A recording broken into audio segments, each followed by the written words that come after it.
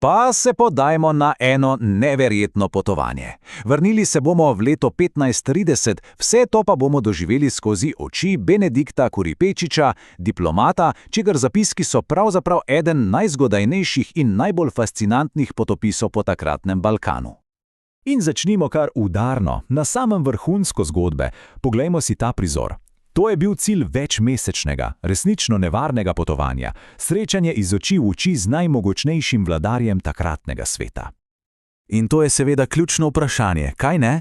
To nas bo vodilo skozi celotno zgodbo, ker veste, Kuripečičev zapis ni zgolj nek suhoparen zemljevid poti, je pravzaprav okno v dušo človeka, ki je stal pred to neverjetno dilemo. Ampak, da bi resnično razumeli, kako pomembno in napeto je bilo to srečanje, se moramo najprej vrniti na sam začetek. Moramo razumeti, zakaj je bila ta misija tako zelo tvegana. No, treba je vedeti, da to niso bili mirni časi. Daleč od tega. Osmansko cesarstvo je na absolutnem vrhuncu svoje moči. Njihova vojska je praktično pred vrati Evrope, nehna grožnja, ki sega vse do Dunaja. Odpraviti se na diplomatsko pot v osrče sovražnikovega ozemlja je bilo torej, milo rečeno, izjemno drzno dejanje. In kaj je bil sploh uradni namen te misije? No, Kuripečič sam v svojem predgovoru zapiše nekaj precej močnega. S temi besedami nam razkrije, da tukaj ni šlo zgolj za suho politiko in risanje meja. Šlo je za poskus, za nekakšen humanitarni apel, če hočete.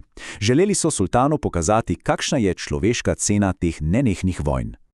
In tako se odpravijo na pot. Pot jih je vodila globoko na ozemlje, ki je bilo že desetletja pod osmansko oblastjo. In Kuripečič kot odličen opazovalec je seveda skrbno beležil čisto vse, kar je videl. Že samo če pogledamo časovnico, nam je marsikaj jasno. To ni bil nek hiter izlet za konec tedna, kaj ne? Več kot 2 meseca so bili na poti. Vsak dan so potovali globlje in globlje v samo osrčje tega mogočnega cesarstva. In tukaj prečkajo mejo. Kuripečič to območje imenuje preprosto Turčija, kar je bil takrat splošen izraz za osmansko ozemlje. Pred nami je lesorez trdnjave Krupa, ena prvih pomembnejših postojank na njihovi poti skozi osmansko Bosno. In ravno takšne podrobnosti so tisto, kar dela Kuripečičeve zapise tako žive. To ni neko suhoparno uradniško poročilo, daleč od tega. On si zapisuje imena ljudi, ki jih sreča, opisuje protokol, vse to nam daje občutek, kot da smo resnično tam, z njimi na poti. In potovanje se seveda nadaljuje. Lesorezi v njegovi knjigi, tale tukaj recimo prikazuje Višegrad, so bili za takratne evropske bralce nekaj neverjetnega. Bili so to besedno okno v nek povsem neznan svet. Za mnoge so bile to sploh prve podobe teh krajev, kar so jih kdajkoli videli. Ampak Kuripečič ni bil samo nek pasiven popotnik, bil je izjemno oster opazovalec. Zato se dajmo za trenutek ustaviti in si podrobneje pogledati, kaj je opazil o tem, kako je to mogočno cesarstvo pravzaprav delovalo od znotraj. Njegov vpogled v družbo je res izjemen. V Bosni, na primer, prepozna 3 glavne skupnosti. Prvi so, kot jih imenuje, stari Bošnjaki, za katere pravi, da so rimske krščanske vere. Torej katoliki. Potem so tu Srbi oziroma Vlahi, ki jih opiše kot pripadnike vere svetega Pavla. To je fascinantno, ker nam pokaže, kako so na Zahodu takrat razumeli pravoslavje. In tretji so seveda Turki. Ampak pozor, tukaj ne misli na narodnost.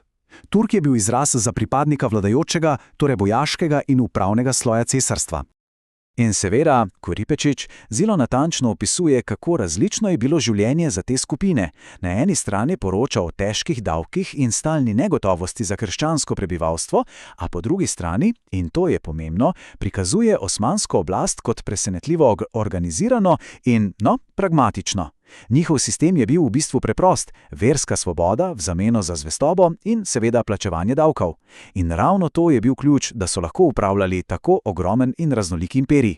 Zato je njegov zapis res neprecenljiv vir o vsakdanjem življenju v tistem času. In tako, po dolgih mesecih potovanja, opazovanja, negotovosti, končno prispejo v Konstantinopel. Prišel je trenutek resnice, tisti trenutek, ki so ga vsi čakali. In se ga verjetno tudi pošteno bali. In priti pred sultana ni bilo kar tako, da bi potrkal na vrata. Protokol je bil neverjeten, vsak korak je bil skrbno zrežiran, da bi na obiskovalce naredil vtis neizmerne moči. Najprej razjahati konje že pred zunanjimi vrati, potem mimo cesarskih slonov in levov, si predstavljate?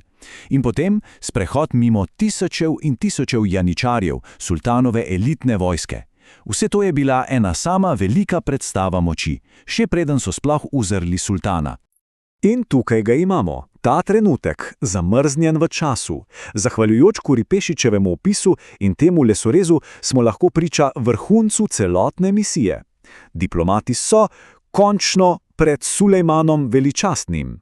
Samo predstavljamo si, kako nabit z napetostjo je moral biti zrak v tisti sobi.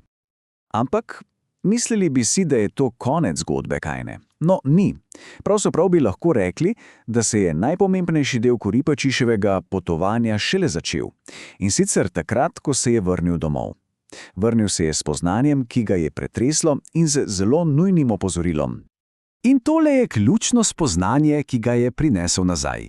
Ko je seštel vse, kar je videl, vso to vojaško moč, neverjetno organizacijo, neizmerno bogastvo, je prišel do enega samega zaključka.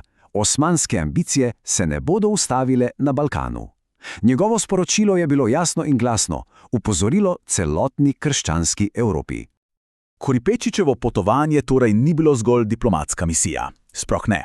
Bila je izkušnja, ki je popolnoma spremenila njegov pogled na svet in po njegovem mnenju bi morala spremeniti tudi pogled celotne Evrope.